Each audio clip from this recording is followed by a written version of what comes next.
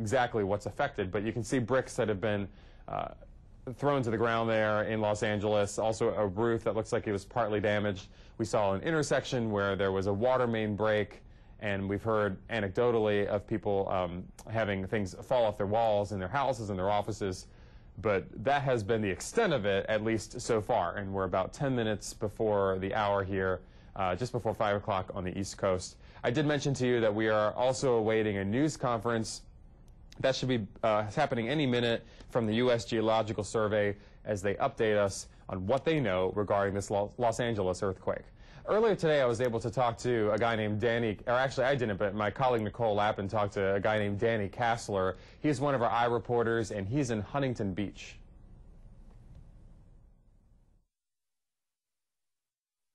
I was actually in bed. I've been on pain meds for the last week because I just had my wisdom teeth removed. And the dog in the bed started, you know, moving around, and I actually was woken up thinking that the dog needed to go to the bathroom or something. And I sit up in my bed, and my whole bed frame is rocking back and forth. The house is rocking back and forth, and I start to hear things falling out in the living room onto the floor.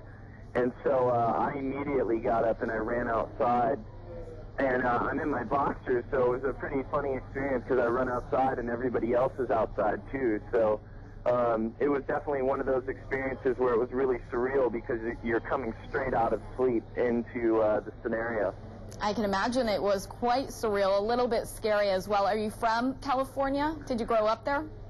You know, I've been through California earthquakes, but I actually grew up in Hawaii, so I've experienced Hurricane Iniki and I've experienced many earthquakes. I'm kind of used to these natural effects happening with the earth.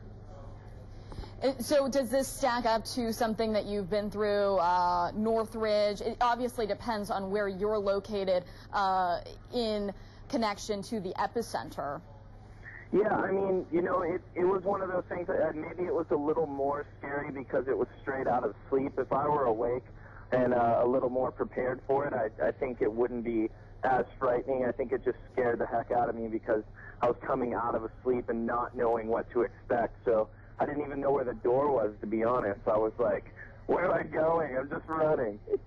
Okay, a pretty confusing situation, it sounds like. But Californians pretty resilient, especially when it comes to earthquakes, something that everybody is pretty prepared for. You're just going to continue on with your day, Danny?